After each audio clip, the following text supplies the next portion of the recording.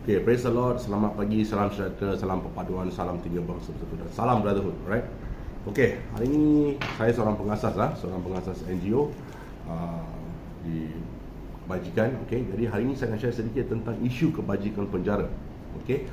Banduan, dan saya mewakili banduan penjara Kajang, di mana saya akan share sedikit masalah yang berlaku di sana dan juga nak bawa isu ni kepada kementerian ataupun kepada jabatan yang berkenaan, alright, di mana apa yang berlaku dan salah laku sedikit dan juga etika di dalam penjara, right. Nombor satu saya nak share yang paling penting, right. Saya seorang warga negara Malaysia, alright. Saya seorang warga negara Malaysia dan saya mempunyai IC dan juga saya adalah lahir di muka bumi Malaysia.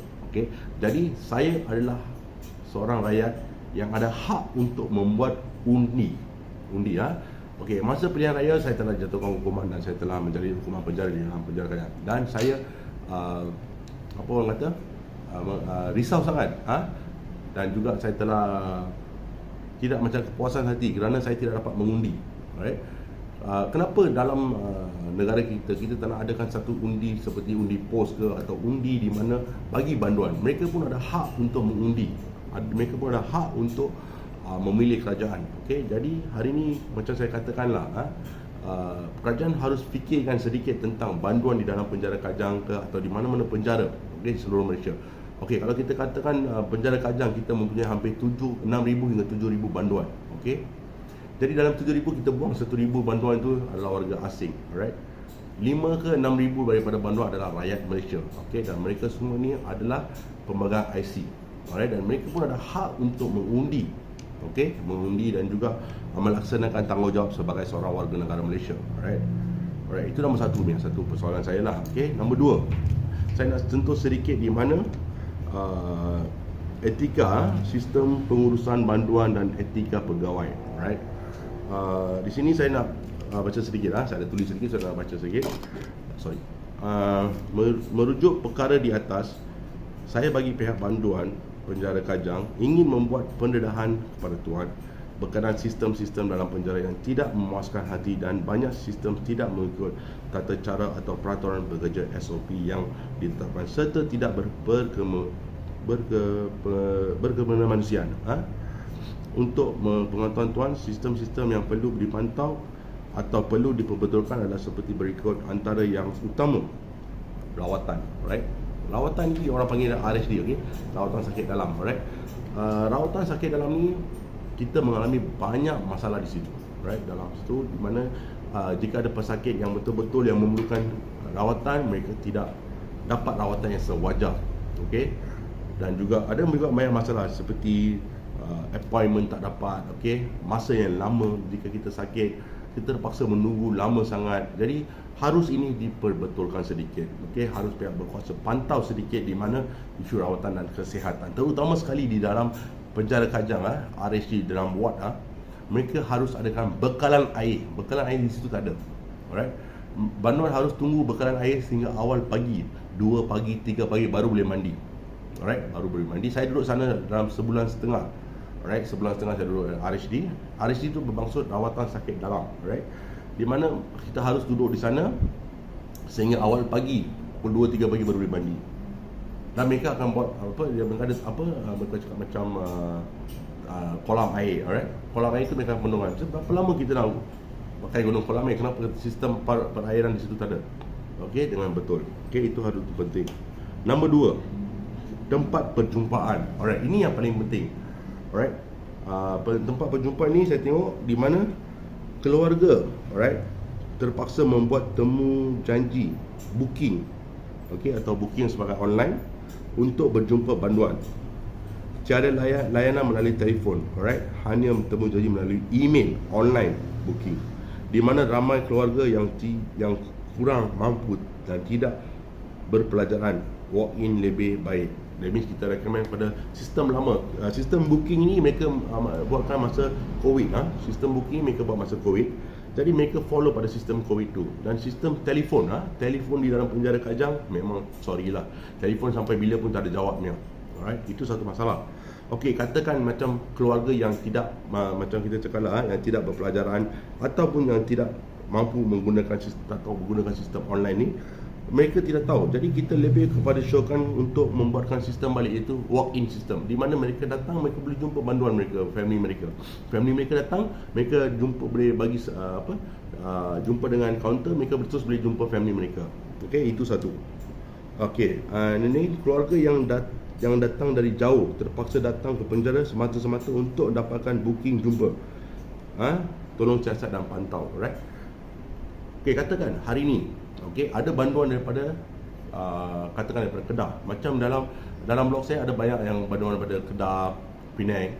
Jadi keluarga mereka harus datang all the way daripada Kedah datang ke Kajang untuk mengambil date, booking date. Okey, booking date, dan mereka terpaksa datang balik kepada hari yang lain.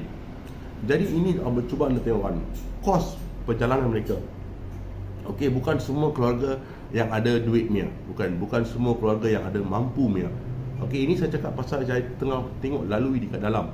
Okey, bukan semua keluarga yang mampu dan bukan semua keluarga yang ada duit dan mereka boleh berjalan daripada jauh. Jadi kenapa kita tak nak letakkan kepada sistem lama?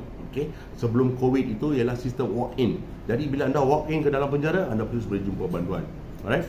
So ini satu, right? Lepas tu kita nak sentuh sedikit pada isu makan di tempat jumpa.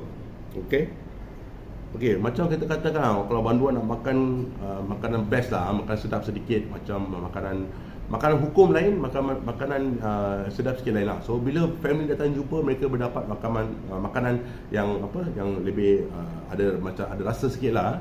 Okey, makanan itu memang tak berbaloi lah. Mereka charge RM10. Okey, kuah yang tak bercukup, isi ayam yang memang teruk, makanan perlu dipantau, right? Mereka bayar, itu makanan bayar, orang cakap makanan bayar, right? Jadi ini semua yang harus kita tengok lah. Dan juga harga barang di tempat jumpa, alright? Harga lebih dan dari luar barang yang tiada kelulusan, sirip atau halal, dan juga barang-barang buatan sendiri keluarga pegawai dijual di sini dengan harga yang tinggi.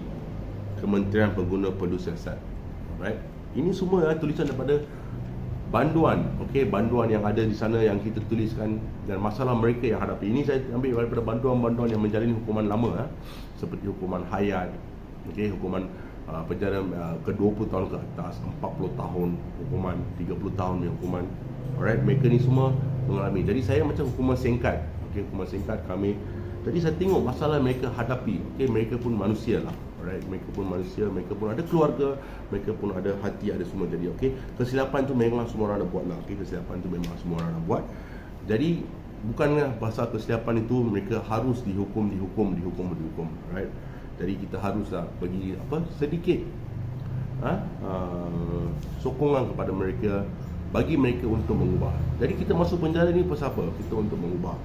Okey, daripada cara kita, jika kita seorang penjenayah, kita akan berubah. Jadi mereka ni sekarang ni dekat dalam lagi teruk. Okey, dalam lagi teruk. Okey. Dan saya nak pergi ke yang kedua ialah rawatan luar. Okey, rawatan luar ni banduan yang sakit.